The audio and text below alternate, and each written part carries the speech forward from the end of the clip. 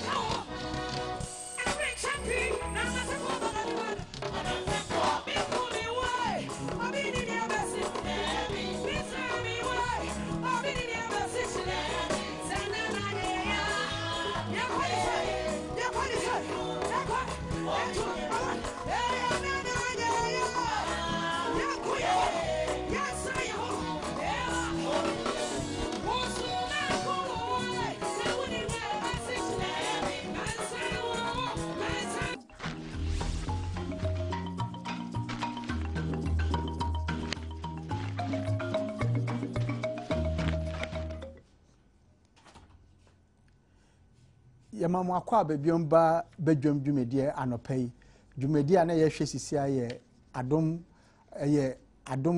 ye friends gospel awards a wo ye no weekend na emu ohye na efe pa nti next time ba na wa den wasen akwa akohwe biom sisia edu dwumedie a ye mpensem dwumedie no na ye de bramu na ye frame atokome metine mama ye brother kaba oni ho ochina mubesen ehu no wo studio hanum na ene mpenifo mo ha me no mba abetwetwe nkomo ye honorable Theophilus Tete Chai oye NDC MP for Ablekuma Central and Miss Ursula Owusu also ye MPP ni parliamentary candidate for Ablekuma South mpenifo mamache na mapo muti say na enra nsuo kase etoy affect mu baby ana say bibia ye honey dear nsuo to atai affected parts of Ablekuma South because they call Pambros Honomono a whole form kakran and sewer form. But a radiadum, none yet too bad. And see a better radias. I'm saying, Miss Honomono, I can't see a very friends flood prone area. We can come Mataiko, Zaman line, Honomo side, Honomo, and so Adom, Professor Mills Adaruma. It to me, I storm drains that were areas of Honomo, baby, I carry part of Mataiko. Honomo, I shall say by July. No. Very most of the mamma, not flood problems and not in your last of your area. I think I can't carry so. You dynamic. Where you see, and pensem, Jabba pensem in Semu. Now, your name say President or two quine, say Okoshen who Yarekakra, yet a Okoshen Nidium, Okoshen Widium, and they say Obaba. Until then, a honorable dream found say a quite a crew 2 years. Oh, well, media adeba mamifa program is unchia me constituency for Ablekuma Central for nya no pay me chiamo I can me mami ba ko bi o Dunkwa government hospital tight share program e pa a ye friend mami Christy nurse any nurse for nyina mo Dunkwa government hospital me chiamo nyina no pay ani awo mu ni say ampomu din ade bia enwo say yedidi agro na omemu no ye sa nyama no very serious enipa bebre wu as a result of yare asabi ehia say enipa no kra obewu afa sa yare no so na so I say ye take apom hu din nsem no very serious nti me dey me na anyone wa kakra bi say obi ti say ebia obi kwakoye check up na no so adane a friend saying a national issue. Well, president there constitutionally, you be our sumbu ema because say president at all no more sabi adi kesi bi pa ama o mani nyina enti say president sabi no mfa na ade bi a sabi o mamu nyina obia ehwe say na nyama esibe den ebeko but bebi a yede impum hu de nsem ekono mi no enya ade a efata we say enipa ne akoye check up enya ade a wanwa ohun ade no sabi yede be fa ikwanye nso bebre a because of politics inti na yede sese nyam enu de yenja sa nyam no enya ade a ehia nia anokwara ewo mu ne say enipa da se ni no e was so make sure say at least say enye quarterly and say ebia half year krampo at least in every year no e was say otumi ko hu doctor na woni pedua no doctor enya kwan no hwe organs no say na si function umoja say nyama kitikiti ya kitikiti bi wo hono mu a e be start tama obehu no na ye too late enti me de president no nyama bebre eda ni so they be starting campaigns sabi na ni efi ebi ahonde a me wo no ebi a sa ahonde no oni sa ahonde ni bi ebetimi aba no mpo se ono sabi penyimu no o ahonde nsemi o ade no enti ania ne se o be prepare wo wo ko wo bibia wo ye bia wo di adwuma bi si weni so a o prepare wo ade no enti campaign period na ye duri president no or when the campaigns are, it was oh yeah. Answer best starting campaign. It was so making sure say, or Hondia or the best starting a Jumano. Back in 2008. Tama or starting in house no. Now man for say oh bewu nipa no yare. Where you mean chawano? I said so the 2008 no. Yeah. Ye nipa or share sa yinasinye NDC ni no or send a text message say president no on tiapo. Yeah. Enti no so oka NDC ni na share say. I know there enye no kran some na make but me pa say at the time all any campaigns no. That's our information in the course. At that time, na me deputy regional secretary. Na rounds or year wo a Greater Accra. Baby obeku bia na me ni na eko. Me say ahonde abapa no wo no. Na ye mbrantie no krampo. Ye hu ano. Because the man is a sportsman. Oh, enti apomu ndi ahonde de owobi. Na unyi no na wo health nso brass. Enti every time no I was say we check up. Then share is 2 years in parliament. Within a short time, you lose 2 members of parliament. The Juma no, we undergo a lot of stress. When we are no, I was said the piano, we make sure say, we doctor, ever share senior, the piano senior, MSC eco. One yenisana, a dark coupe, the big people, a bema, washi, wunkwa. Inti. Media yemi say president no akoye check up no na kupon ya Adom ene obeba ebe ko airport no akohia no o ko airport ya ba akohia no ye guso ayen pesen bisa say was president call check up iti omanga na kakrakai ye nya doctor bia obeye check up and na specific ade also ko abuchire koye check ups there ubetumi aye no ba bia but onu say nyeme bebre wo hono mu a Sabi, yadi need ema the presidents. In fact, enyo no pe eno wabe president o me yimu. They were president e wa manu ni bebre ya sabi.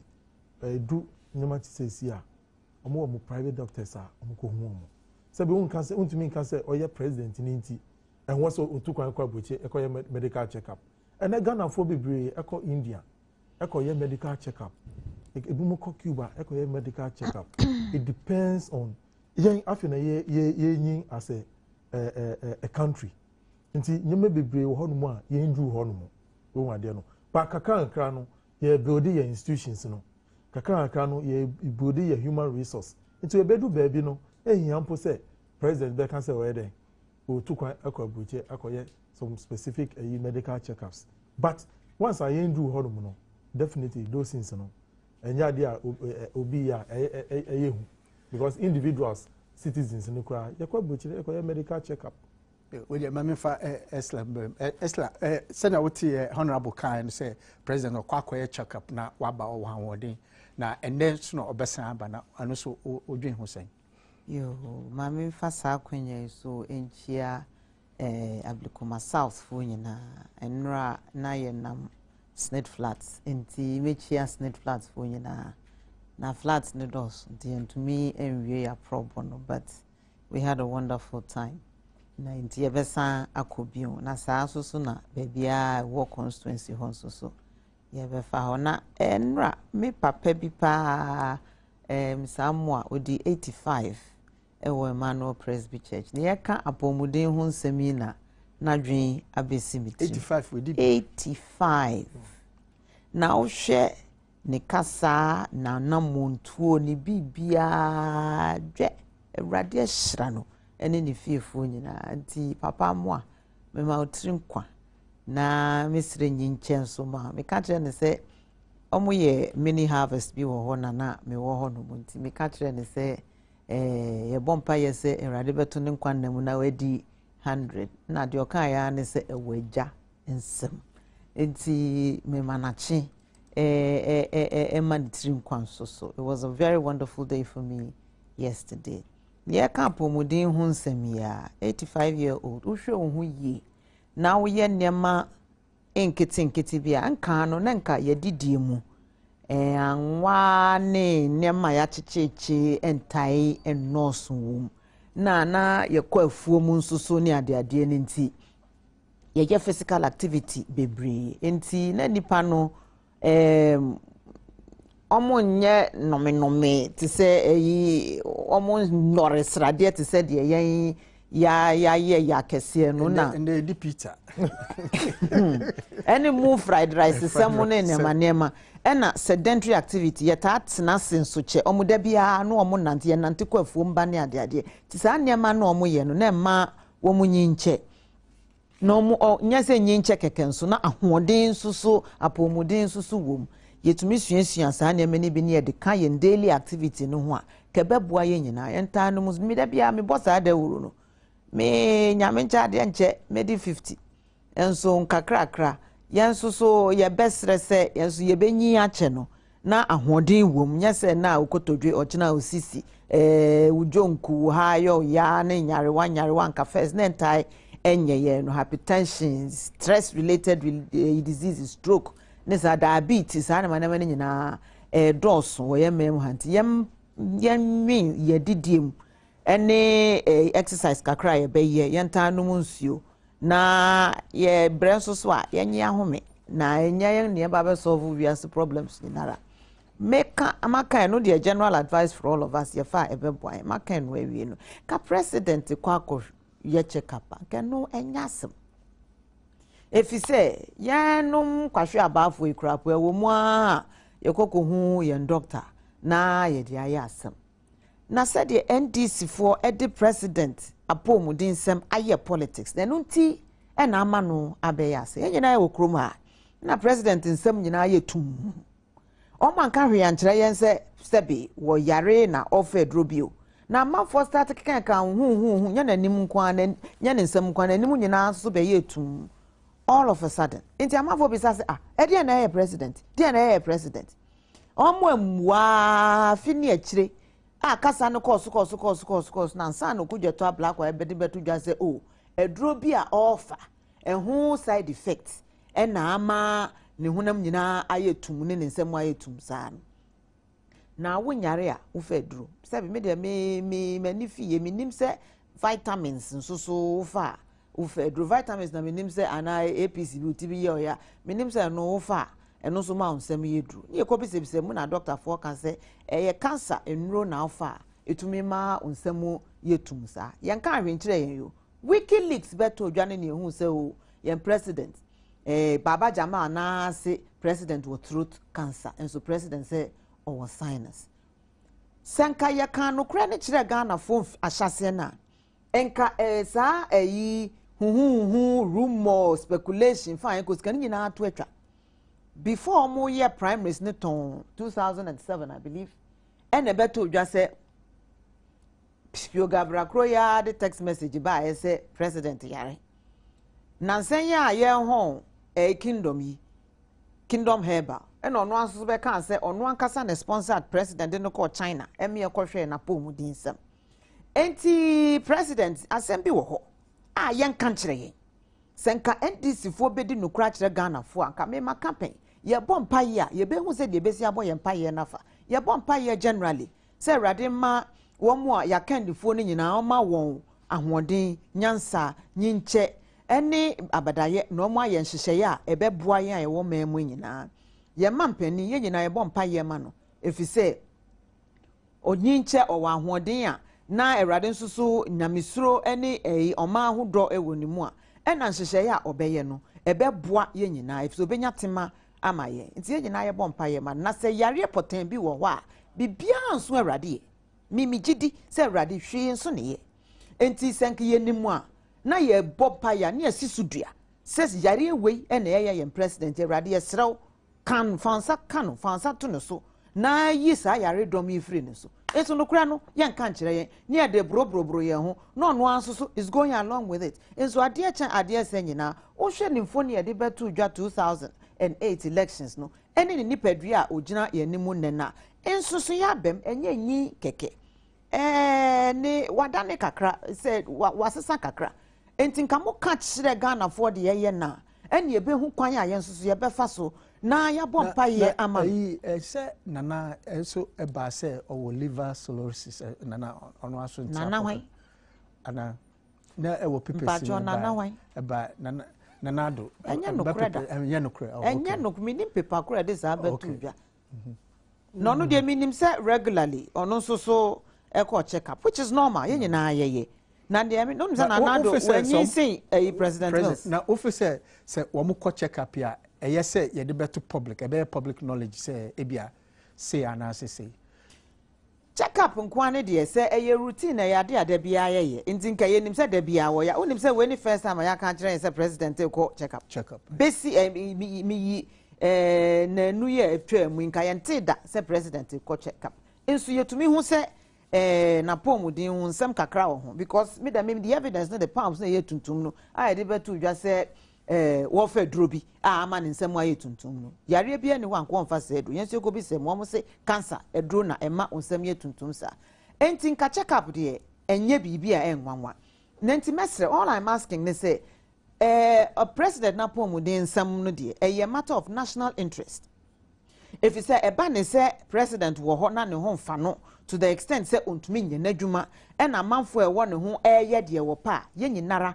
e ne ye bebre ebi ni kokko anyi do ho ko yi nkrofo adi nsemu si in 5 regions of the country president yente na no eniema kwa na ekobo ne mfichire kura ekumfi na kwa ebi siye wanka hwe wantu ho na mombia nso ye kan se dokono bo aye dende otumi tu kafi convoy fi castle eko mamobi eko cheke dokono ebo na uman edere nsemu si nkrofo owu ebufu show ne eyi a nkaniam anya asem krapo amanfo ofa ho sai niema eprepra nkrofo okunkun nkrofo across 5 regions half the country ni nyina president amowampo eno na ma amanfo bi sa se na wafa owen ye to abama wo se be ye adwuma bi maye na ensem ukobone at least ukasa adwobro be ma amanfo ebu enchefu no adwo if say penny wo fi asemba otumi tu ne na asiso eka emayi etoyi all this ne fuel is speculation say ansha bibi aye no within that 3-week period ninti na yente nka no na yes sunshine is the best disinfectant enti senka bibi say beto dwana na mo kan say o say ni enti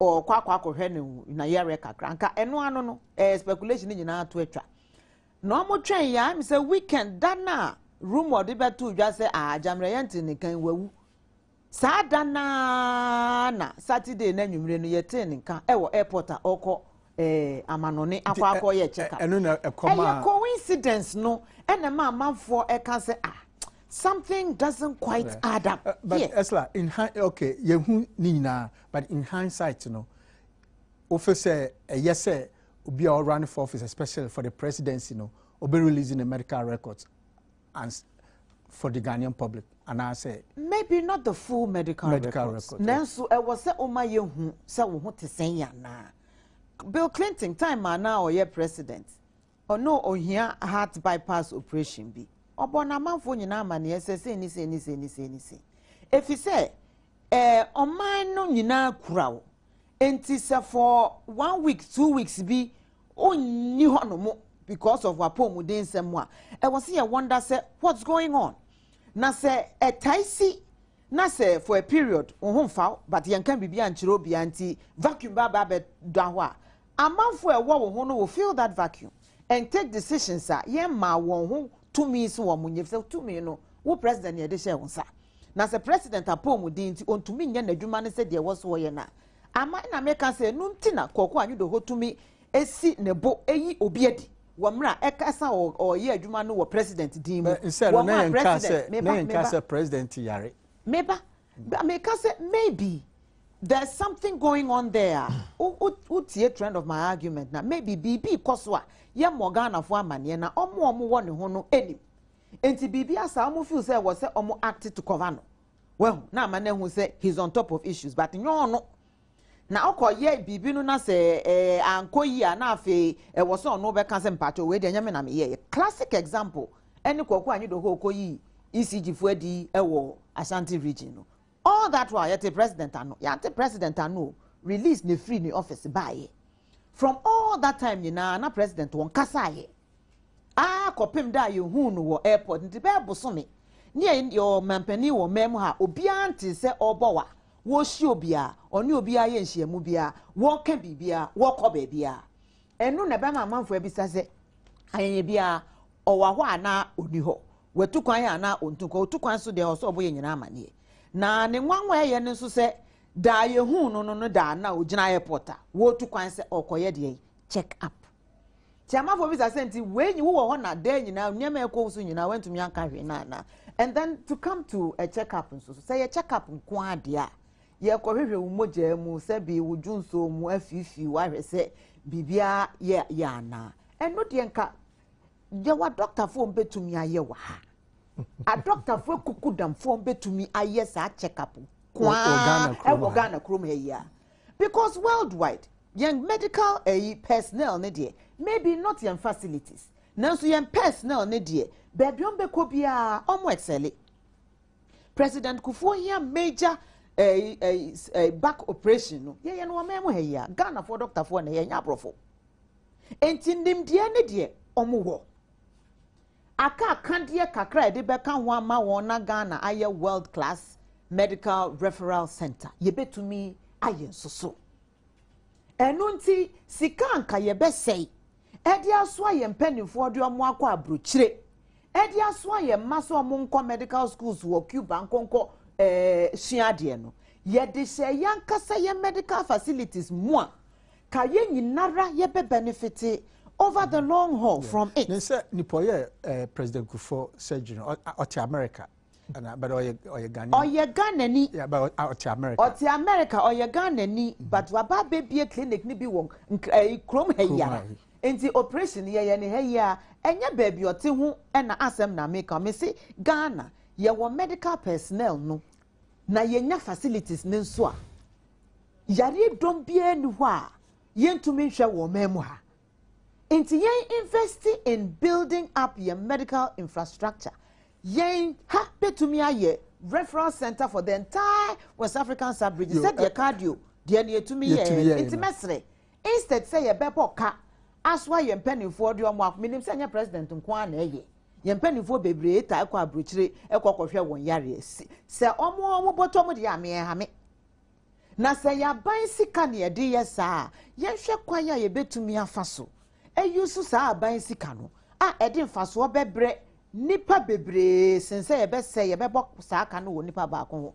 menka se president apomudin ehu hia enne maka saa de da mo bi anyima no ensi bone but moving forward no thinking ahead no maybe we should invest more in our health facilities here obi yare itumi ya be pen cardio mema honorable chai brebna also share wadin baby wo hono ma me ne anya adwen efa ebia all can say for some time no hu president no nyama esi wa no nyama esisi wa no esisi wa no sabi president no enyo no nkwa no bo o man constitution no ema ho kwan say president no delegate the functions na delegation another quality of good leadership because say we leader also make sure say omo a oni omo ye adwuma no one unya confidence bi ewo mu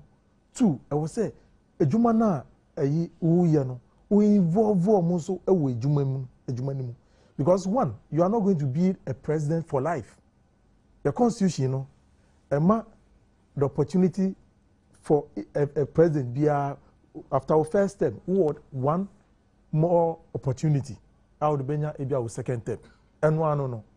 Aside that, you know, untumi ensan wichi mbibio. Now political parties be a war no. I was a political party in nature ni activists, and ni ministers, and I say ni MPs. Na omunso omutumi and taking over leadership. Until once I hear the leader no, also making sure say omo awuni omo eye ejuma no, you give them the ability to also progress to that level. No chance uni ho no ma omutumi ye den e fill that vacuum. It is a net president ni omo emu a ye wo able vice president, the person of John Mahama. Ye nyina ga no bi anim no. Obi anim adwuma wa ye wo parliament obi enum ejuma waye woni constituency ni sa nyamanyama yi nti se president ni omamu a ensa hwe your constitution ankasa enim se on kasa president ni ho no say for almost 1 month na na yɛ no the nyama bi afifa ho nti na me ba sa no se president ni omani mu a otukwan ko ba bia there's a vacuum bi an create here because constitution no amma ho kwan say when the president is not available now vice president no takes over that mantle. If it's a vice president, the speaker of parliament or take over that leadership. There's no time in the history of this country say a vacuum. If I can say there's no leadership. I know dear, you have structured a constitution in such a way says I dear no ANC.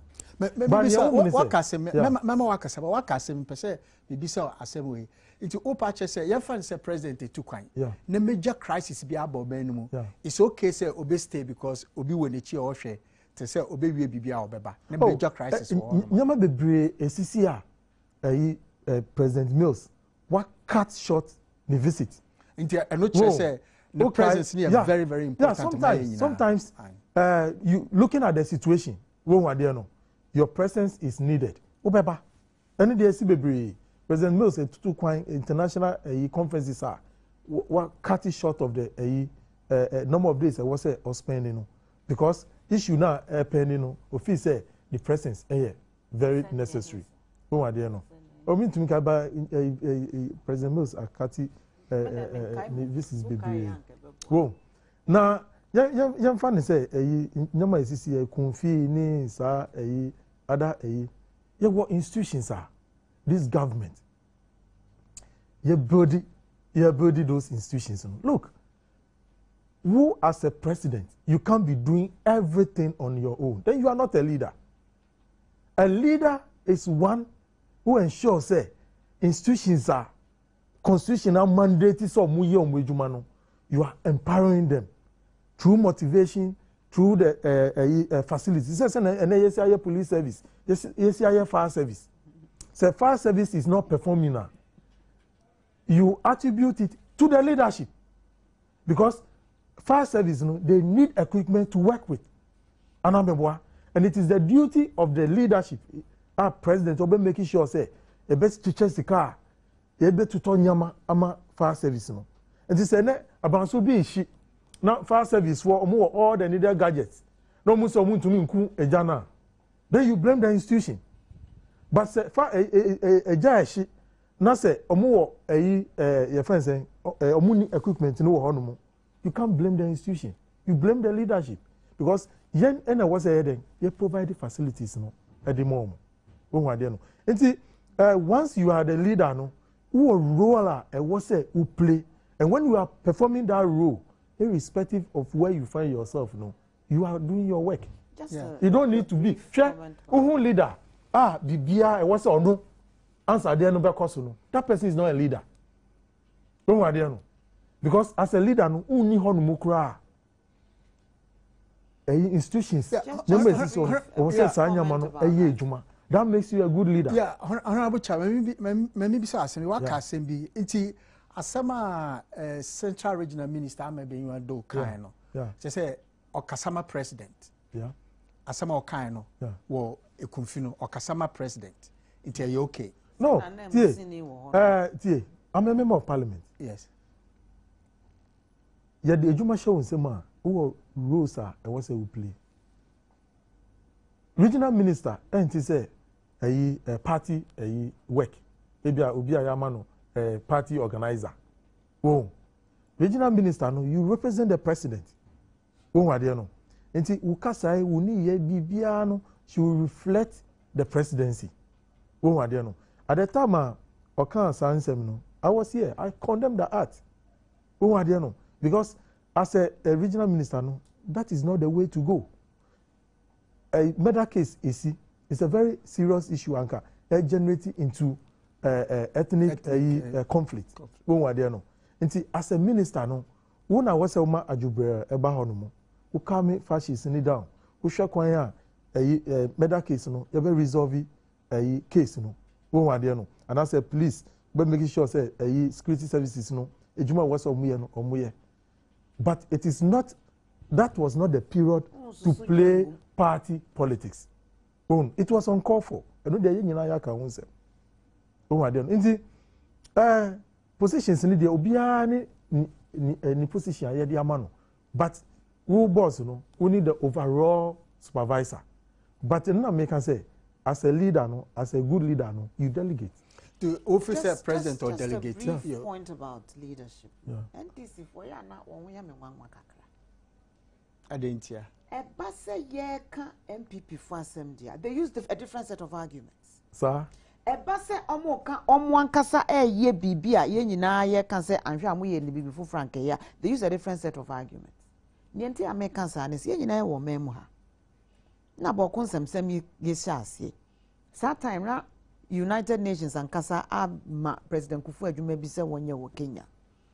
Womutu wamwanugu President Kufuor so kan sa denti na wonu ankasa enkoboko na so no na kwa akoso omo kun ni mu no omo agya ya na omemu heyara that time na munnim se delegation wo ho no na munnim susu se institutions e wo ha no eye adwuma ana that time de na enye adwuma mo ba mo abem mo kwana institutions of state eye adwuma na eye sembisa President Kufuor nye leader or delegate ono agina ho ye bibia. Really? Mama was virtually me pacho.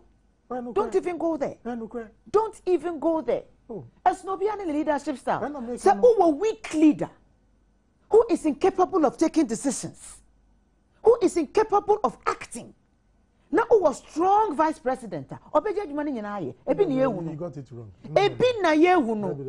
Weak leadership of Atamils. Sebia nyado manu sisimuna so. Madane ni simpapeni. Eno si ho. Misi sebia nyado manu sisimuna so. Ansa na meka sa mesre wa minim dia meka no. Eno si ho ena joma ha meye adwuma ni nyinara. Eno na mo feel say delegation no.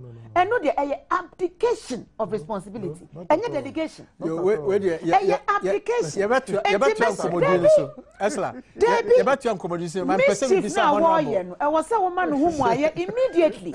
We nya delegation. We abdication. Eno tina 1 month 3 weeks. O my dere. Yente wonka. What the what delegate? Na wada. And some dey bebre. But what delegate wada? We are working effectively. You are working effectively. Very. Honorable Chai. Everybody is very concerned. So when effective now. Esla, may you move on. Honorable Chai. Thank you. See our president obesan ba and na say we 12 o'clock. Meaning say we call no. Wo fe say president ba say na o kono o joge or say o wa hoden. Nti say oba on kire Ghana for say o wa hoden. Na ya comment ye ne. Over too high job. O joge kaka. Me no. Nyame bi wo no mu a. Those things are not issues. Yeah. The most important thing is say omana tumina ye di amanu no or exercise that responsibility. No. Moment ya move on. See ya te say a dank kese bi wo. You see dank kese bi e cost $20 million wo Adabraka. Na say NDC mo office. Na see the man list. Honorable o hansam kan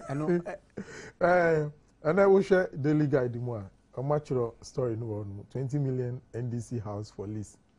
Na kind story na as the same headline no very misleading.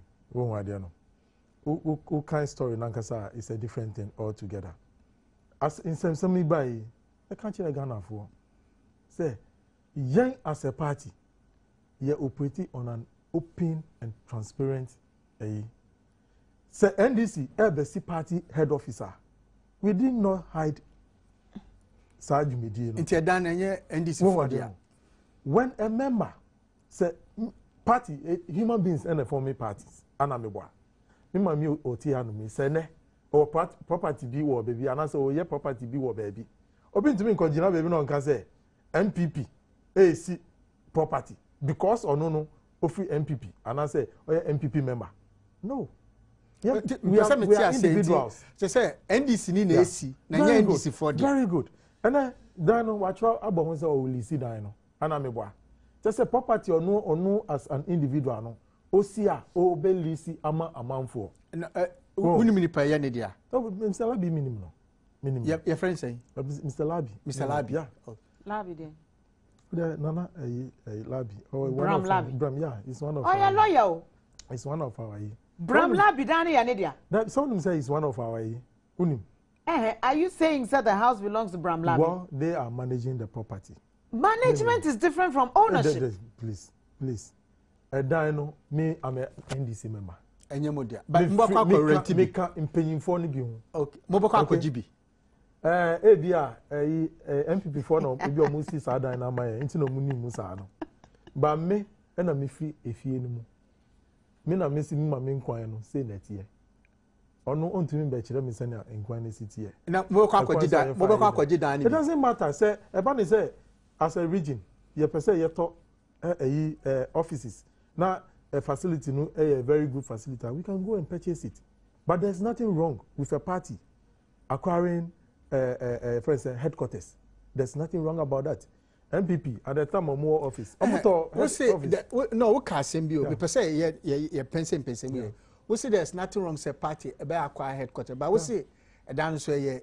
Labi Bidia, into which is which. There when no, American say, I no more can say Dino a NDC die. Aye. And as I say no, abade they say enye no kre. Sisi I wanna walk No. No, wanna walk because people media we can say. No, Sabi, say Dino ye party, ye dan ya call is our we need a facility to work with. He said be a down so nti mo pese mo lisi bi na mo de ANC omo headquarters da. Dabi. Unko South Africa omo headquarters da. Parties institutional. Enye institutional. I was say ye didi agro. They say obeko party offices ayi sabi ekonya ba ko penisi onumu so bi ba was so gina bontin enye ne sa as political parties no we say in your offices, in your conference halls, if you are even your congresses. Say na you see here congresses, friends say rented places in this anyamanyama. Who call other countries are anti sir? They have the facility for the party because parties no institution bia. It was a nature na any no. Until say NDC as a party, members here contributing. Na eba see a machine ebe ye party headquarters a ye nyina ebe supporting that idea we wan there no this obi a only the essence of political parties and obeka say e ade bia wanwa because party no say party nankasa enye well grounded and need the right facilities institutions now ebe bua ma party no a forming government now then you have no government okay say esedun kacha ka semfa sa dan ho is there no kind say edan no say NDC for na esi ana say NDC for na esi because sisi an who say me say there no kind say NDC na esi dan no your property ayeye won wa there no and I make can say anka mo pese o mu hu nia as a party no you come to the general secretary he say ono no wan ka say bia edan we no say mo work property yes national headquarters why you know contribute Person. I no want to be can Ghana for say yes headquarters wa ha na say wa. Ana wo dis year MPP for. We no more. Yen. MPP for. Wo dis year wo. Ma mo ba ben mo. Wo dis year wo. Yes, yeah contribute party headquarters. Eh maybe so wo dis year MPP. Mo person MPP for who say that way na. Yes. Why would you do that? Hey, na and ya Ghana for no so e wa ha no no. E say wo dis year yen. Wo say. Wo dis year yen. Omunim. Na dey we to be can say akoso say say sika say na mu dis. In fact, first question e wa hi. Say we am penifo ni bi. On kan wo bi na mo contribute no. Me kan bi. Me kan bi. Eti dan wa hi. Ono go anu me anya dia me hunti Ghana for tie. No. You are not doing this program for us no. No. Hey, honorable Chai. Honorable Chai, maybe so accept. For putting up this story. Yeah. Whoa. Just to create disaffection for NDC as a party. How would I do that? Oh, yes. That was the essence. Hey, but see, one kasa we say move sit down. Yeah, thoughts I say wopon. Yes, party headquarters. And they know. Omunim. It's not me say me kan. They know. Omunim say omunim. When mischief. Story way mischief. just to create enmity for the party. When NDC media. Oh no. Listen, individuals. Sebi, CEO. He belongs to a political party. And what I say, it was said we use him as the party. No. It's wrong. Oh, I say we yeah no da. Just omunsa no kwan edi no. Na omasa achro sa headline because obi property a o lisi or ton. Oh, after no mo hu say a property a obi AC a odi ni sika. Owi a o lisi. But beginning no mo feel say because of enipa no ni affiliation to the party ninti a party property. Enti de musi opon sisia ni tuka akopon sisia me hu say. Oh yeah boy ejuma. Yeah boy ejuma. Even they call a congress. Okay. Oh me dey say na me tie me obi a me very cheerful. Yeah call a congress no. Aye. Yeah call we share brochure na yeah no. Even ye the baby a ye do on the project no. They can brochure no. Now we are very observant and go be one. Okay. And yeah, they be a ADC obia, but for putting up this story, it was very unfair to the party. Esa, yes, munim. Oh, munim. Only danu. Esa munim baby a danu opon. I wouldn't say down. Pacho. And that time I say me betuja. General Secretary si eyensin Juniano. Eyesi edunketi Pacho. Or si eyensin so we see party head office we see fad and phobia and this was inti omma century ni bia emwaye say yesin general secretary of the ruling party and so omoko ye won fonka games e wosunyane brochure omo ye no enum general secretary ne report on wa atro say omu see ultra congress and fonka games whatever enya fonka games on boy congress you thank you for the correction mo congress fonka games wo sunyane no brochure no omo ye enum my report about 2 projects say omo agi say 20 hectares of land wo dodo wa ho no mu baby omo de ba be ye training school fa hin kosi hin enunko eno sa kan say omo ye omo si ultra modern office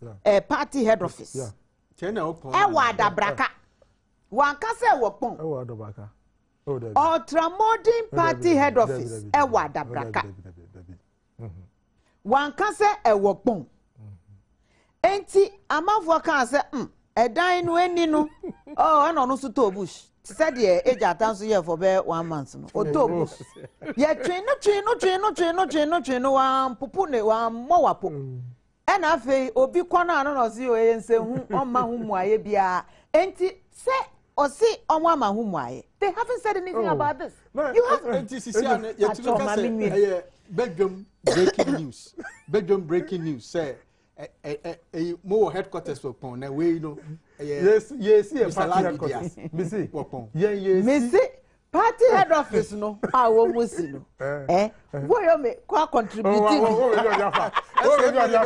na why me dia ansa na nasemu ibe se na wo boa wo enyo no no so ankrofo ko sa da so wusi wunim se da bi wo me wusi wunim ka bibia about pon Pacho, I choose my words carefully. What's the name of headquarters? Now, walk up for some. Me can't for some.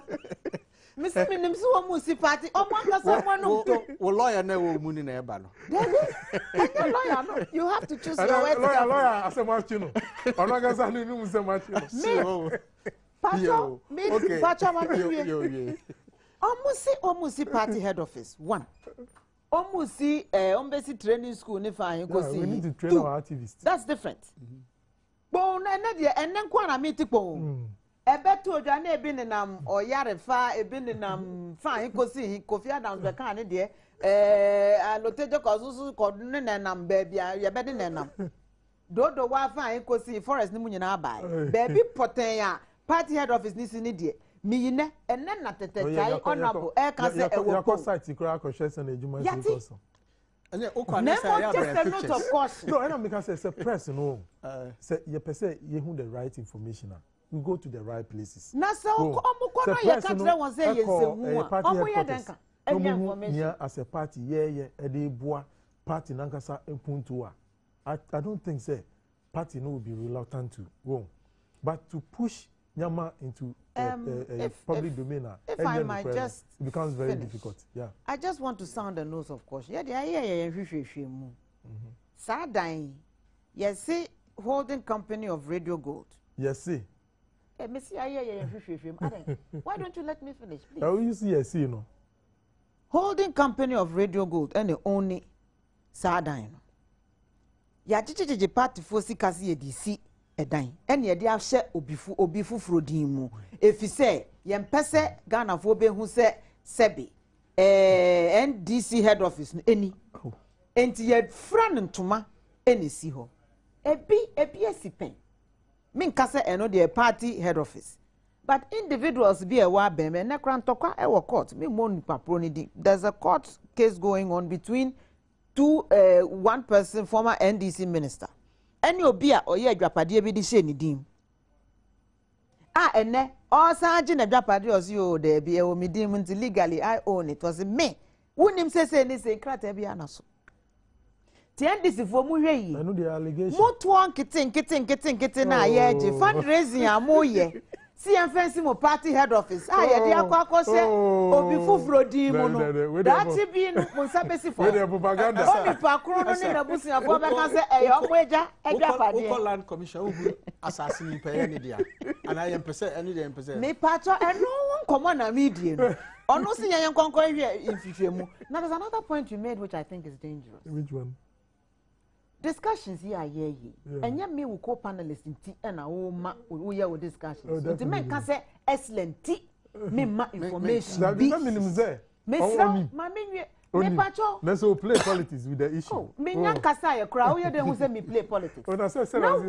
Now wo intervention. How can you say minim na me play politics when I hadn't even caught at the end of the day so as you say Mr. Okay, see I say a bedroom I breaking news said no Mr. Labi name Mr. Labi now that's what can be about Kofi Adams. What see Kofi Adams can be now honorable see Kofi Adams you say your friend say no suspension no ya twene san ye suspension ya twene san ye na sisi ano ma san atwemi biem say nye sisi na omo be sande no aba party no dey na ekoso well that's you come about party discipline well na party ni bia ehye mra ase nti eba ne say ebia bibia tochime wo bibia party no epese discipline ehwe issue mu a first thing party ni be ni say omo suspend nipa no but suspension also e won a period in fact meet me internal no recollect vividly a period no but a suspension no no just to allow for a committee a ombehwe go into never say minu executive mu na say why bibia the first thing the executives ni betumi ani say omo suspend o omo suspend wa it was a issue no e called disciplinary committee. The disciplinary committee no mo meye nhwehwemu no ma hwe say suspension na ya ma wo no sabi nia yesi waye nti ya suspend wo no saa de no nokura na say enye nokura nti committee ni ko saa de ni mu wie na at the end of the day sabi ebia unye saa mfunso no ana say waya no mama recommendation asu ni ayum but minim nia ama extension aba minim say disciplinary committee and I decided say ebia as a result of their investigations they still need a month friend saying almost I need another month with me ebia almost me their processes and I mean say suspension also say expire minim me shada who kwan so ayefa yetumi e dey extend say ebia committee ebeba national executive na abeji to me for no minimum but to me no ebia investigations na bi omunwie ntina what is former president JJ Rawlings or share party for France and mo dey o kan crofo aboma wo mo de eku fufuro betu onedwa the former president waka e wo platforms nyina he has no intention of forming a new party, not at all. Excellent. Niaye can say, Niaye can say, Onu as a founder of the party and as an ex-president of this country, no, Onu su will rule, Onu su will play. Obia was saying he handle criticism. What do you know? The BIA can say, when you are a leader, not say for air criticize you. Sometimes a bimu ewo honuma very hard. It hits hard at you. Into who say enipa no ebia ompe wasem. And enipa no ope say ushiasi. But sometimes in a way it rather helps to toughen you, to make you that strong leader. Honorable. And ex-president dear. She baby say or form a new political party. Hold on. Your NDC national organizer, Mr. Yabuatinjan, okay, no explain issues. Mr. Jan, good morning. Good morning. Na eti saying. Yes, Adom me ho ye. Na mo so e. Oh, nyame Adom yeso ye ho ye. Na yeah, and then I better just say your friend say Kofi Adams ne suspension no o masen atwem. Motwe ne sign no sisi a onyamba na masen asen atwe my standing no there na ekoso. So you me na me that be ma me nchi a chief nyina na nka se no crazy na motie no. Yeah, suspending the 3 months.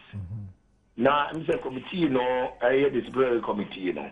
Me akra me resist adi way e wo fake say as a chanti omo enka bia nku ejuma bia omo ye. Nti ye ma general secretary ene chairman na wo ye Professor Awuno ekudi ndika ho.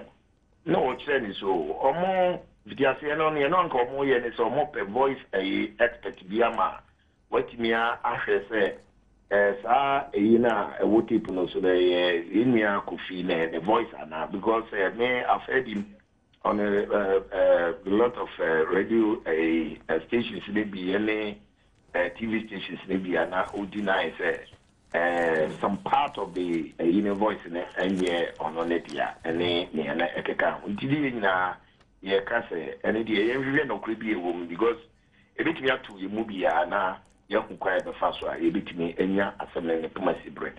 And you obviously actually know your moya and says, Sanity, and your mother friend and now, or mono, I did it and watch it in the moon and a more episode to the visions in the Mona, waiting day, or more report about the TNS. Then no, chairman and say, or more a friend several times, every letter a call a year.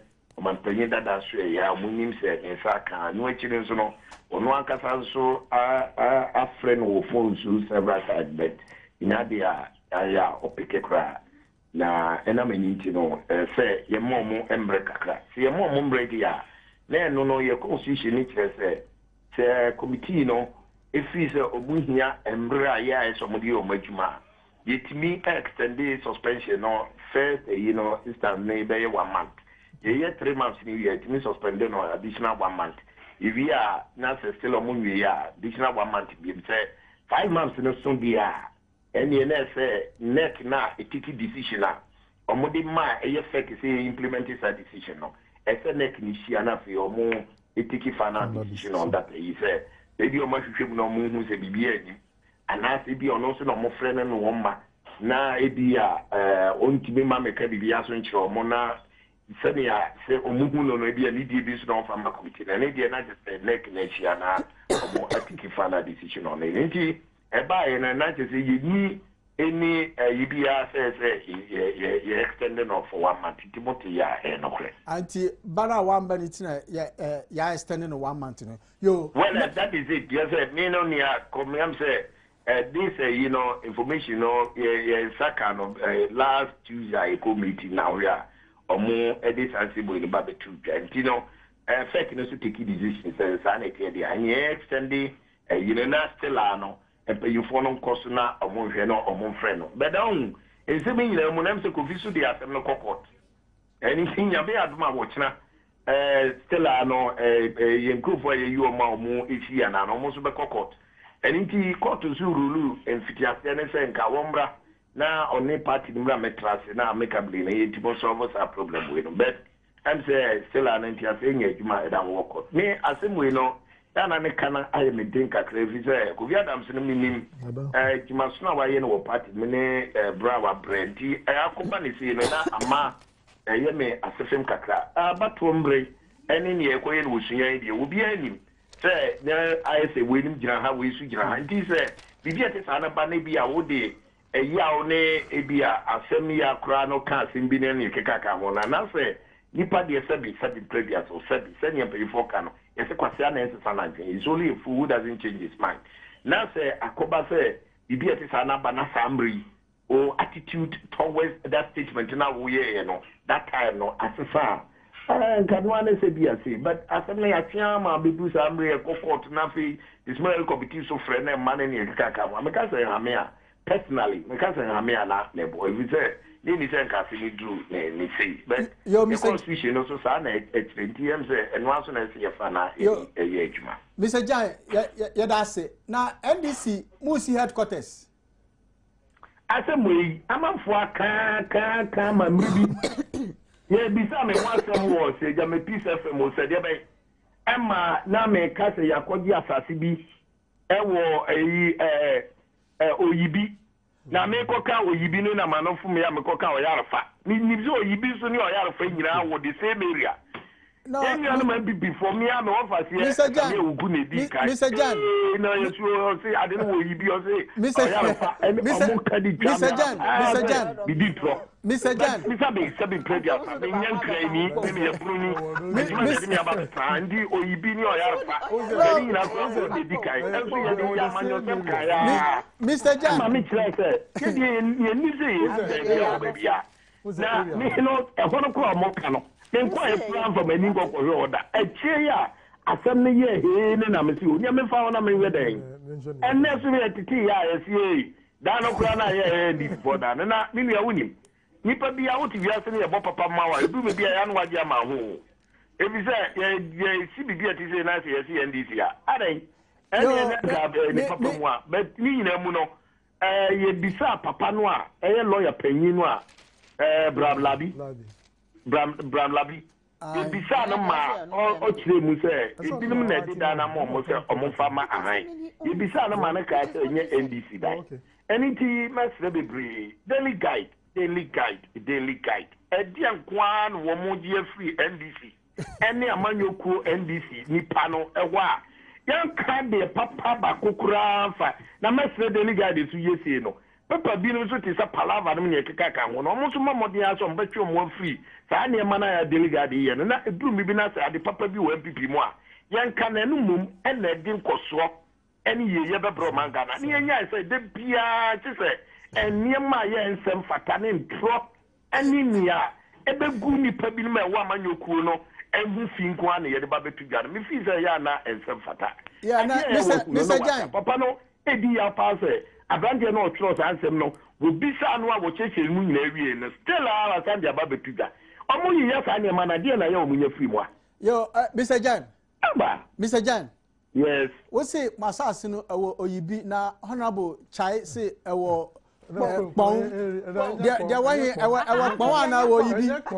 me ba cho udie na me se me nya grani o but ayi kwana wo fa wo dodo wa okay pon oya kwana wo fa wo dodo wa no edi so bi yan grani no ote wo na so woni ho potin dia won kire me yi but oya fa oyibi me bruni a me fisu ya ndo ma se ma ba betra na national organizer ya so mu dia ya asem na national sami ogu aya mo ofase wo na wo kwan ya wo nam so akolo sami ogu anko itaya na se bravo rigi wona ko bobro no ba ko kra be prese ma ya de na Mr. Jan bi dem ko ka oya fa Mr. Jan Mr. Jan ka na papa be di na mu no enze ya manyo se bi e be fa de fa Mr. Jan Mr. Jan yes na a whole national organizer wouldn't maybe assassin war no me chese assassin no makoso na me nyambaza me kira ne se ewo dodo wa kwa no so ai but dodo wa kwa no so no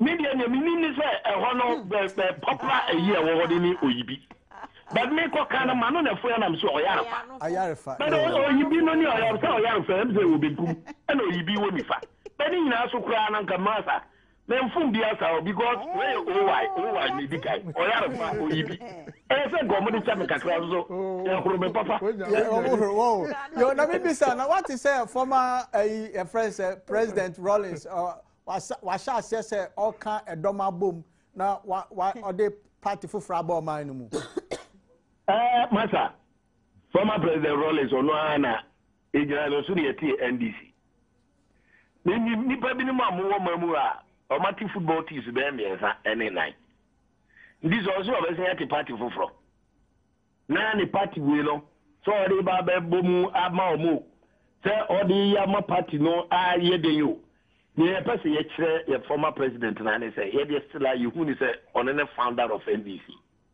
ye dey ni hu ya ne say on na di aba amanyose mu ye dey ni hu ya ne say ni wa kire ye no ye bi gire ye na mu ni ya ma 2008 say no bia my dog chance to cry say ye bit be win election na ye win ye sa ni be ya dey retain power masa bibi bie ni ho a e be twe ye a ye wo ho sisi a no asan ye ti ye ni ye ni ma ne ye be this is a banasi or tea party for fra. Some producer. Embrabia si the kwa wo mamu ase ma wonte. O ho kwan se obetimi ate. If said NDC nankasa wo hear abako semu a. Ye tea party nankasa no. Se wuni ma no party bebre wo mu. Wuni se na ige wo ho. Na NDC wo ho. Ena sambre na anso em se jam ba ku bi se NCP ana se. Eni aka free mu no. Eno so ba ya na che se nyina ba bebo mu a. Yeah, it means Emma and this in guy. And this other banasi or tea a year, some producer. Our own quite and maybe a geno in Sentina, a man may be more equity. But some producer will be an account as a mosi I uncle for Cramonam. Nothing Tawatua Mamutemua, who a draw, a woman tem 1,000 hours for Motiwana and Tawantawa ma, who a draw, yeah, a woman tem, no, no, it is the minimum say. There is always peace after war. Yo, na we aka 6 months na ya to aba na entawanta we ebeboa NDC. Basa, yani ya core grounds. Ye namwa ya sebi ye ni amanfo edin kita ho. Amanfo ahwe ye entawanta ne bebre esa e wom say yade a ha adwimom. But unya okandifo bi a ntawanta no sebi nya no en wo dwe ho. No more in Kutudeni Mampaya, Wobane, so Yakupon Mano, and Humune, Nindia, Obetini, and your money, Nina, and put you my apostle, and in Yakaka, win over ya. No, I don't know. Now, you are Memenda. Now, no Memenda, a year, and no, I could see Nechi Memenda. Yes, she are parliamentary candidates, you know, Asia, DC is, you know, Asia. Your constituency chairman, no constituency secretaries, any regional chairman and regional secretaries are a certain sector. I won't cry. Any more dictator who be brave. At church or munium, to a Mosso colonel, and who some no more Kanyami Adoma Meme Debe. Your Kokosia, northern sector for Nina Eukmasi. Yes, I said in a way more. Now say Yanka Sanso, yes, I will not Timwa church, Nippon Yama Binum and Yuria. Your Baba lunch your campaign. Master Lanji campaign we are. Now say Ghana for be who say we no be higher na say high. Yet baby a party near building the stretches led room. You feel say you very chibim. Near the way no ba town ka say and say we no high in say say ya. Ebe ma wan we ya na esi ya nesu ye tibunye. And now no penny be say we na obi bisa say party ya esi mu acheche ana party as say mu ni ana. Wono nipa ye from no ba kokura ni wa. Yeah, Wama, Obia by attendance was very massive. Yeah, near as ye kabia no so no. Ye timini o maka. Bibia ko na ntia de program. Ene ye bibia ya ye bia no. E de na kwa mu a ye gusa ye ko na ye nim say. Ya me na odi ye ba ye no. Ono azu betimi ahwe de yakwa kosi babia ye ko bia. Yo, Mr. Jan, we dey anope ye da wase. Yo, so me da si bebre me ne. Yo, ye da se. Ye born abaso. Ye born ene ejumadin a o ye ma party. Party yo. Kofi Adams, Kofi Adams there no. Yeah, say one boss beboso amaya. That's it. Meda me wofa ya boatin janse. Ene wama ye hu se NDC fo etuetue ska esi omo head office. Enso wo mu bia nim baby a edan esi honorable also wa kwa show ono so akɔhwe bi honorable tetechai ono de ono wotenkran ha ya on free bron ono abetna bedwam ha na pay aka kyerɛ yɛn sɛ edan no wɔ kpom wakɔ akɔhwɛ wɔde nani akɔhwɛ ɔkan ɔmo tuatua ka ne bi oyibi nso so aba oyarefa aba dodo wanso aba ɛna adabaka dodo wadi ɔmo sɛ ɔmo twam hɔ adabaka nso aba ɛno krapo ɛyɛ NDC foɔ a etuatua sika edisi ɔmo head office wɔn mu biara nim baabi ɛdan ne si nso ɔmo de ɔmo ani akɔ akɔhwɛ Ghana foɔ yɛn nyinaa yɛnsempa Kofi Adams ɔmo si ɛyɛ wɔn constitution no na ɛkyerɛ sɛ wɔsɛ yɛ twene sign for 3 months na sɛ ɔmo hwehwɛ mu no NCP a yɛnsan extending ne bio ne kwan so a no nanso wohwɛ sɛdeɛ NDC foɔ nankasa ɛyi wɔn kwan wɔn members ekodi na nkunadu akyi no yɛyi ɔmo asi nkyɛn a ɛnya ade a Kofi Adams ne suspension ne yɛbɛ lift ne ne a lift ne kyina until me de ɛnɛ meka wɔ ha so ɔmo yɛ a ɛbɛyɛ me nwanwa na baabi amte a mehwɛ ne ɛkɔ so wɔn party nim ne deɛ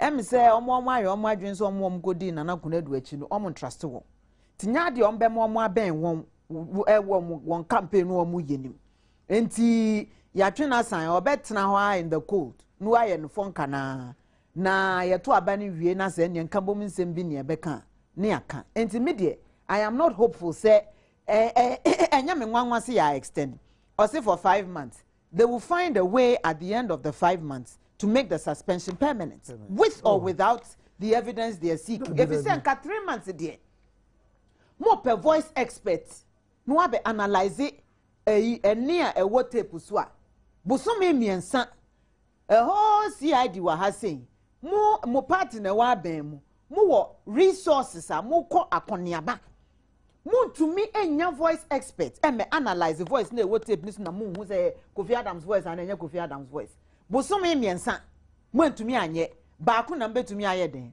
mo hwehwe Kofi Adams no aba betena pa na nanim na aye den senka omu pese omu tu anamumbi na omu solve omu resolve sa asemia kia ya wie de dada Esla we nyina de ya henya me nso so de that's hold your thought ye wo Mr. Kofi Adams wo phone so Mr. Kofi Adams me ma achi ye ma achi ba bedum Mr. Kofi Adams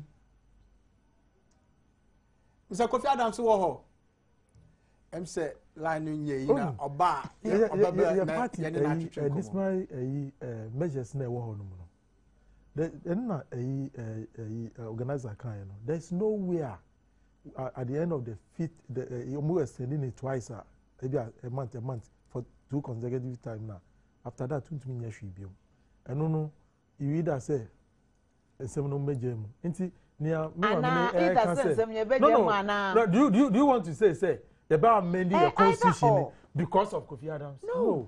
But there are 2 options you can take. You either reinstate him or you make the suspension permanent. You now, once a committee in you and Ejumano, where then what sustaining suspension? Committee in very your friends Kofi Adams. Esther, when person no na eshase. Vice President say say a ban of judgment debt na there na.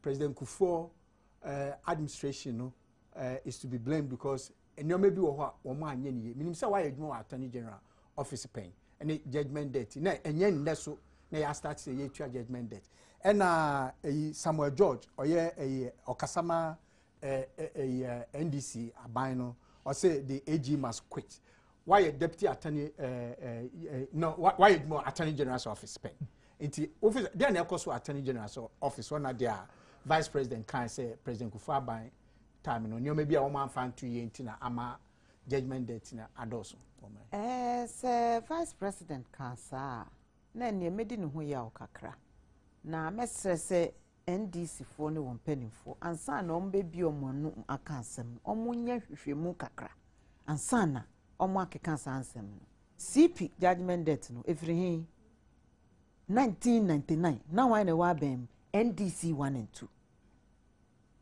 Ohia judgment debts ne dodo na yetuatua na Genesis every NDC 1 and 2. Nanso ama omamu nankasa ena ebre. Timesre we de eyasema betudwa we need sober minds who will reflect soberly. Na ya hwese 1 yen anamo aye to agreements aye enter no ebeboa ye man na. Yen yebo Attorney General's office. One thing aye hu yen say many of the agreements no mo ye no. Na lawyer be a Attorney General's office entimu bi. Enti ministry department and agents no mo akwa on contracts. Se beboa ye man se moa ye man. Obi Attorney General ni mu hwe. Oti ho na mo akwa ye mo ade. Na obi edi oman mu na nyina court. Na afa ye the brief na ba se Attorney General ye de court nti kona kwahwe asem ni mu neka. Meanwhile negotiations ni nyina omu ka ho bi. Agreement amutro no mu nim ho hwe. Enti nienti a ema ye tro sa agreement ni nim mu bi. Asam na ba omu tena won ministry nsusu di se adwuma no momfa evidence ni mra na Attorney General facts ni mra Attorney General no nsusu enkonko ye na adwuma wo court no nsusu twea ema. It is easy to blame the Attorney General's office. Now me, I know the constraints under which they're working. It's a bay me ding. Some can say the whole institution is bad. I can never stand anywhere and say that. You have fine men and women. Omu kuohu e peso omu ye adwuma de bo omu man. Enso akade ni bi ni ho. Enti omu bre. Enti yen ba yen hihye ya ne say ye the state attorney be echo attach each ministry department and agency. Negotiation bi amubeko bi was state attorney nintimu bi. Agreement bi amubetro bi was say Attorney General's office ehumu bi. Ansa na mawie. Inti from Ashasina who was the benefit of muna lawyers a legal opinion. Ansa na wa committee won hu. Minim se system ne da ho awa. Na se yan stressing Attorney General's office. Na yen nyai politically motivated prosecutions na yen na abai bedin kugo sada. Yo Esther we dey yebebe sisia Kofi Adams aba line so yen nkasa. Mr. Kofi Adams, good morning. Morning, Omini I saying. Nyame adom na wo so Nyame na adom no ye. Yo Kofi anape abeda just say wo suspension no ye twen wo sign no ya san atenim ye nyam frɛ NFA so no former president awokasa man no so ono so pese odi nipa dom bom no or starting new party na anope pese ye no twetwe ho nkomo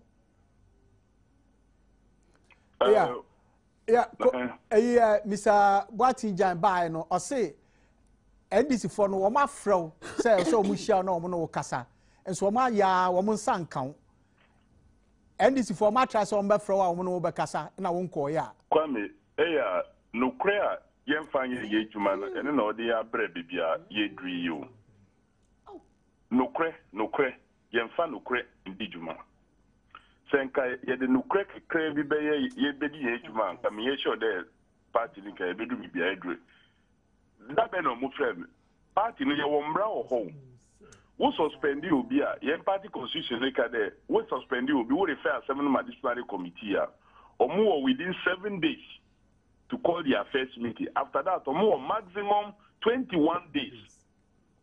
Omo suspended me for 90 days. Omo tina wa aka ndebien. And omo frame there, I should come and appear before them on the 18th. Abra suspension of 90 days, or expire on the 20th. But notice now what the blame no so it was so short. A day's notice to appear before them. And all these through 90 days, within your 28 days, or there were wage man or mine, Obiaso and Kabibia and Trem. Then 88 days, woman on another 1 year, 2 years, 3 years, crowd, Omu was Mbiaka, because there is nothing. And the more Bian Mekade, or more Femia, or more Humia, or more Femia, Manco. They invited me that member on the 18th of June. Abra 90-day suspension was ending on the 20th of June. Kofi Adams, until often say a quite be on person do faswa, Ebema, Omo UFE, Amano Konumu, and this Amano Konumana. Mania, we in the Perfia Mankunuma, when he Ukrainian free nipa no more. You can take me out of a party, but you cannot take the truth out of me. Eti sisi so omusan fro say bra wo beko. I'm in court. Be there omo ni adwempa bia there to look into the matter. So omo adwempa bia engineer Suben and omo di take the decision to suspend me. And oba no then na for 88 days. 88 days. Abra this one committee was maximum 28 days. Odi be na ejuma no 88 days omo anye hu bibi. Aka 2 days for the 90 days to expire. No, more frame. No more a day's notice. Month to man county, then it means that you have been looking for me. The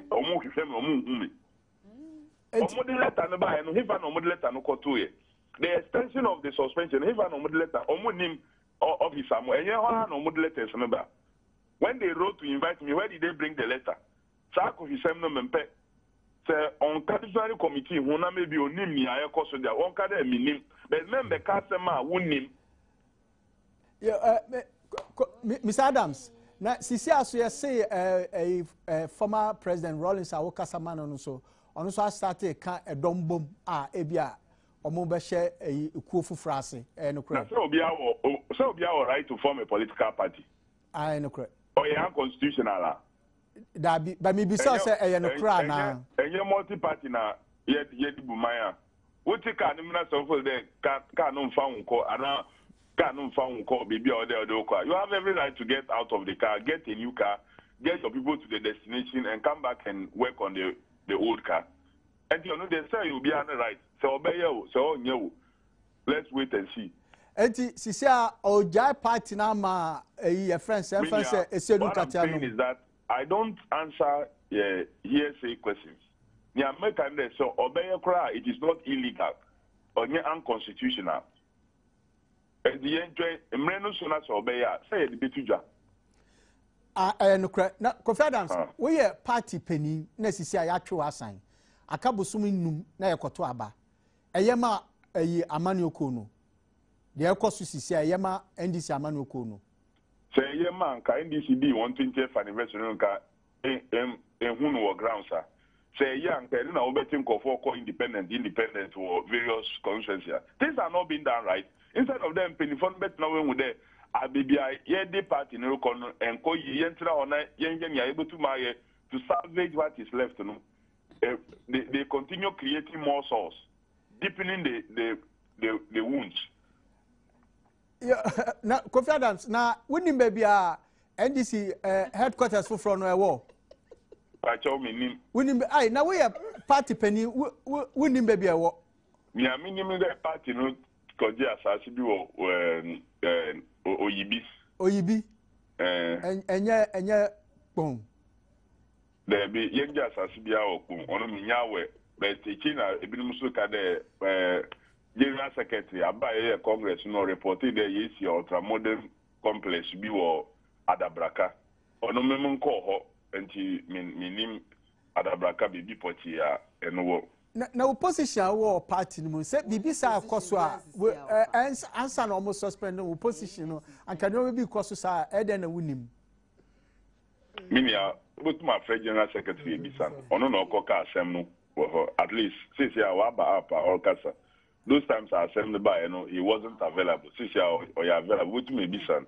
The Congress report now, okay, and a newsletter now on his instruction, which and nimpity for big they won't even know how they can reconcile it.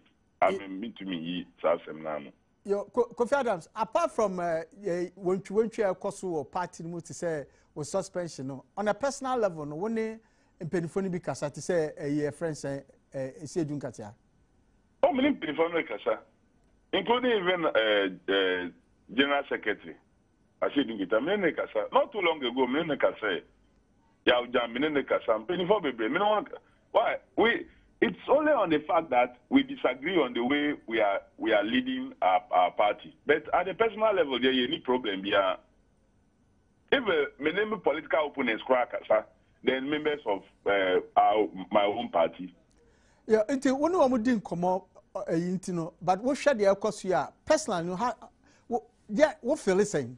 How do you feel personally? And no one didn't come up privately. They tell you the truth. But I call it say quit to me say then no odum baby then me aye can no yen na yen this is the way we should go no odum stage be na e bi no so far another line. I don't know. But yem bompa yem party no. Yo Kofi Adams we dey da say anope wa be kan say o bedwom ye da say Kofi Adams. Yo na ye ka ye friend say Attorney General Office asem no. Yeah. Na wotie the ekoso bi ti say Samuel George statement to make here say or painted the whole office no with one brush no. We feel say yema democracy. Let me just comment briefly on the Kofi Adams kan. Na nyame nwanwa. Say wa baba be deny. Say ya friend no no mma. If you say say impression bi a yenyina perception bi a yenyina yenya afa about NDC for ne say omo ne no krentam ekwan ewa kakra. Na senka omo ne Ghana for di no kra enka maybe to be in a better position than they are. Me wa fa ya aboantenjan eya ya no mu ya sumu a obekai. Say pen ya friend no ma. Eno no so de abetu dwa say mo ankasa nhyehyɛ ya mo aye wo mo constitution mu no disciplinary committee eni so. Within 7 days, I was at almost a by 28 days, no more friend. 88 days, and son, I friend. Because someone him said 30 days, ne baba beson. To also me be me and who say almost so your majumano. Who are you kidding? One out dada no. Sabi, ube to me a dada, a binumu, debia, und me nada yenina, debia, and I bet to Jano. And he said, Msika, and on why your one dream said Kofi Adams, dear, yan son, fane mane, and fane machina. Enti at the end of the day na ne ababa kan say ah ye friend na wa manti ye yinadi na san ahaya na yeti eno no so ababa simupin say omo ye serious say ye pese ye kan asem na ye to ye ya kom bedi won hyehyɛ so ya nye but anyway Attorney General's office mesre mayen demonize na yen say state institutions no na nu na ye wa ye hyehyɛ ya yen hyehyɛ ya omo de eboa yankasa ya manyosem ya mamuo no 200, less than 200 lawyers in the work Attorney General's office around the country. Oba kumbeko na cases a good table so etiti say 10 cases in court. And here na betumi aye. Obekwa kwa ajeni ni nyinara. Omu hie nipa. Omu hie kandia na omu de beye adwuma no. Omu hie se ye beto omu akati omu yie. Ama omu wo ho ne nso so amfa ahomete enya ye adwuma no. Enne lawyers are every ho bubruja nya nankuto kwa na ekoso na afi yenya political interference nyenya wono mo nyom adwuma in a professional manner nyom no ma ye bibie senka omutufu na yetia ko omu so be hu se omu eda ye omu edi anim no omu bu yen akwankyere ne ye adwen a yenso ye adwen a ye de ma no nyeso kan bibia ni abo agu ya osa ebedru ba no beka se dia me boss all party ani ti me susu meka ne sa na miyama me yimedi ameka se me ye NPP move because almost everybody try say obeye n'adwuma in a professional manner no ya sideline one na ya US in chain so am ye NPP for enu na ha ye institutions no media meka dia nkrofo odwen no minim se no so me so me yare a me mepem waka. That is what is going on in many of our state institutions. Now it is crippling the work of the state institutions. The earlier ye nyina ye be hu se amanyo kuo ne de beba ko omemu nankasa de etimu hoda omo ye adwuma ma oman ne nso so no omo de omo ye professionals omo wo ho ombesum aban bia ebeba na so omo ye omo adwuma ne yi a ebeboa ye nyinara wu tufu na ene omo a ewo ho sesia no thinking ebo ebra yes ye we MPP ni enti de okebeka bia ye fa oya ne sa ko no san ebedu ba bia baka se enya me nanka bio efise manhwe yi a madwuma kora ebebo me na esla enu na ha Attorney General's office political pressure no MPP time no na political pressure no e wa Attorney General na wo ho identity na eba ne I will give you an example using Betty Modidrisu ono de mimi di ne ho yaw pa yen ye ba ban mu no na oye head of international law division chief state attorney na Kufuado There was a lot of pressure on him, say, only nedi. No, say, Debbie. Me, yes, sir. So, be to me as separating the politics. Every Najuma who dia. I am prepared to work with her because of your chief state attorney. Enti meja na mana ye adwuma. Enti onone now I was just looking through some of my photographs from that time no. Eye me one number of meetings on ne call ye. Number of conversations on ne nya ye. Number of issues that they worked on together. And ono to be general can say he hounded me out of the Attorney General's office. She is a classic example of Obi Obeka say, if you can be professional in your work, I will leave you to do your work. And he did that against the pressure from his colleagues. Say, baby, you're free, baby. And sure, you're the damn so near Negua Bonti. I said, Debbie, me trust this was your lawyer near Yatitin or Mremua or Nimum Rano, or pay a Nejuma in a professional manner. To me, you need. Say now, maybe you want no more can, no mudika. Nini ye after Mwabamba be munti. Senka obia be yet said in anado ye. Now we jai obia even non-political figures. No more your mwejuma said ye ejuma ni sisia etia. Kenya ni se Attorney General's office egui enya honkuto. It is happening in many state institutions. Omu ni mudi. Ankombe to me aye achre abuano. Omu ene yehwe. Because wo kakan ye beji one wesi boni and sha na wanu aduane kora abo. Wo susu woni baby a odi uti betu nti no akwa atum. But me de mesre. I've been giving this advice to public officers over and over and over again. You have to live with your own conscience. So mu you omuhunfi. E was se one kasa ade achi na se bibi koso na enye na se one kasa etete wo na wonim se kaya hu bibi ebeye yi. You have to live with your own conscience at the end of the day. And yes, Attorney General's office obi no ho bi anye. Because output from the office ni nyao NDC legal team wo fa hane de won wo fa hane aso won enti mesre just that one critical advice. I'll say it again here. Do your work as a professional. Said ye see training wo no ye na mo tro na keep copy. Obi frau say ye bibi na say ene wutini mu entene wa. Tro na ka kire ne say could you please confirm as per the telephone conversation say wo se menye A B C and D ana. On some can be an chiro. If you say on him set telephones, you bet me deny.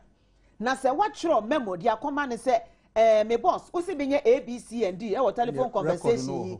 Me, who person me yanisa na. She won't come over because the man can say. Cover your backside, public officials. Come back ASS and so very intimate. Okay, but I say, as I'm honorable Abim no. Yelcha judgment that year, as my vice president Kai, former president Kufuor.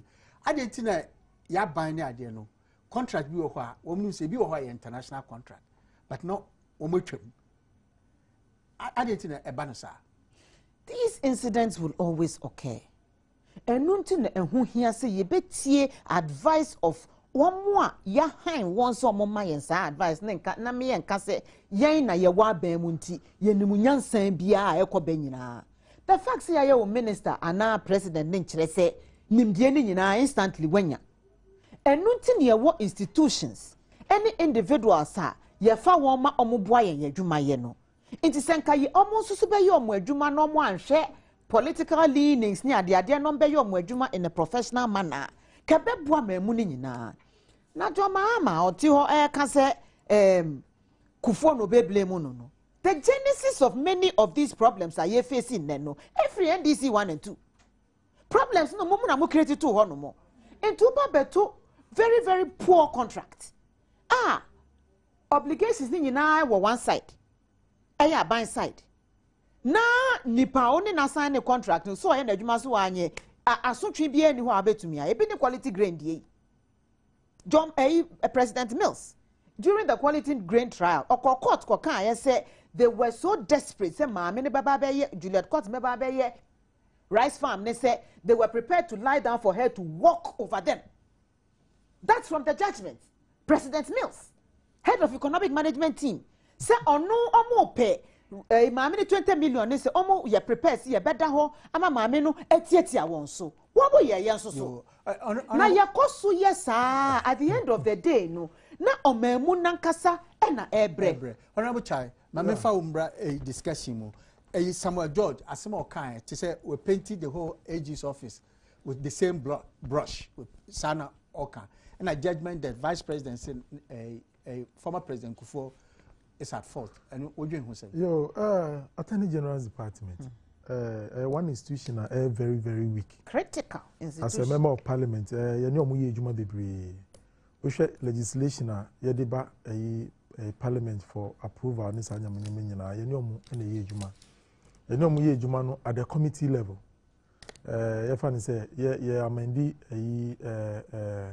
bills ni sanya manyamano normally no ye no mu ene tenase amendments no na me as a young parliamentarian no my observing nyame bebre e wo mujuma a omuye no otumi hu say ejuma na omuye wo ho no no sabi atosin kakra. Now there are several factors. It's not the be American say it was a share institutions no. But at the end of the day, no, the to me strengthen institutions now. You may be bria to chima or me muno, sanya me nyina ebe brasi. Adeba kwa ya identify wo hono muno say salary level very low. Na sebi me ma ti hanu me. Oya lawyer. Obetima ajuma wo Attorney General's Department. And that's we join if you hono. We join if you hono. One man go join if you hono muno. Because of Jet and I. You don't know, so don't say that. Me, I was there as special assistant to the Attorney General and governance coordinator. Not a state attorney. Not salary very low. Even as I know, and yes, it is not attractive. Into you know what you and me, yes, on Conuma, and your idea be attractive. No, but prefer so bad in private legal services. And I'm a one. There's a need, say, it was a year to me upgrading. Conditions because even if person more attractive legal brains are very effective no omunya won ade no na ohono department in the city no ehia nkofo a omo that passion for that particular job because aban ejuma no edoso je bia aban eko into negotiations ministries departments agencies on daily basis. Now, hear that kind of services. In terms of how they relate with the outside world, and I say international partners. Because of the shortage of staff, and causing definitely he or she will make mistakes. And now one say, even in preparing cases to court, sometimes say, now go for a court because. A department be when they are representing the state, you know, at least the rules and regulations, legalities are our law, you know. They should be the first point of call, and but to make court now issues in the crowd to cry yesterday. Oh, because it will be if in a old school man. Supreme Court, my the whole court. Because it will be demoralizing so for you as a professional. Or your training on the job. But this should be an institution about attracting the most effective legal brains. Until ohonomu baby, I was say, we as parliamentarians, I was say yes, so you're impressing upon government. You're making sure say that department you better carve some image be and some resources be amasa department. You know, now at least to me because you have problems be brave. Yes, says who to tax, you know. That's how we tax on the chassis can be anchor and what's side no AC. Secondly, young ministers, deputy ministers, just was say very careful, especially with the civil servants, because the civil servant is always there. Civil service, you know, more rules and regulations. Sometimes bureaucracy in the world is very cumbersome. Obi idea enja krana. Process is more obedient from and say if you want to be a very long process. But you, the minister, you have a short term to be at your ministry. And I will say every T, every I, was so making sure say ube dirty, ube crossing this anyam. But sometimes, you know, ministers and they don't have all the legal. You still need to work with the civil servants. You know. The relationship building is also very important. And I think so, civil servants, you know, they are not working for a political party. Who are they? Who ye Jumano ama or mine? Enti men can say me party any office. Enti I was say me sabotage government in office. Eta si de bia. Che ye wo grants loan agreements are we've entered into. Ye tia legal fees, you know. That's you to me access is I see no. We akai 1 minute. Number bebre. Enti what police the Esla kind say I was a civil servant to me chown say I was so amanis. I know mom dear it's a fact. It's a fact. It's a fact. I was say I know dear ye to me ebo hu adwuma. To me yes anya man na ebeboa ye nyina. And I think there was one last thing apart from a friend saying you 1 minute say obeka ho asema judgment debt. Yeah, on a judgment debt issue. And no see issue bia be person ye nyina yi politics ifim. They hold every government accountable because because sikano enfi yen botomti. Sometimes governments ministers they don't care. Should care. Who the contract mobi there were procurement laws. The procurement law no law no to bind whatever agreement government enters into an individual or an institution. Who as a minister want to me fan to so say because enipa no ni hwe achia ninti sa contract no umfa no once the person has gone through the legal processes what to me secure sa job no I say uma ho kwan no ye because at the end of the day o Ghana ni onye sika na Ghana and of this sika no ebeboa ben pepi no you see your power your influence let they terminate contract no enipa no dey asem be court or the court definitely or man court no eba award the cost at the end of the day me no into one in terms of taxes no so can I was say edi got a be my edi street be my edi bibi my edi school my no edi size can no ekotua obi sike hu and those are the issues are down ebi muso ya insasisem aban once a uji obi property unum say udi property ni au adepoti bi within the shortest possible time no was say sika no utua but your message sika ni nyina egugu ho no musa ebi mo edi 50 years ebi mo edi 60 years ene sika na ye ganganto aye kakraka esi aban no so enti sika aye nya sesi a no wo hwe sa aka na eda ho no mu no eno na president ni decide say yen pe kwan so ebe yi sa aka na egugu ho no mu no ene asa akodan asemama ye we dey 600 million is negligence it mean ya me suggesting say minister bia obe cause yen that form of financial loss bi mo ho no mu eno no hwini ho no ma obeye but nia onipa edi eni da ho because of political influence o was say nipa no ye ni fa kwan so a saska no betua honorable chair da say esla ye da say na ye be kwa konu nsuo kakra ba ye ba na ya be ba be so dwumagye so de billboard abreye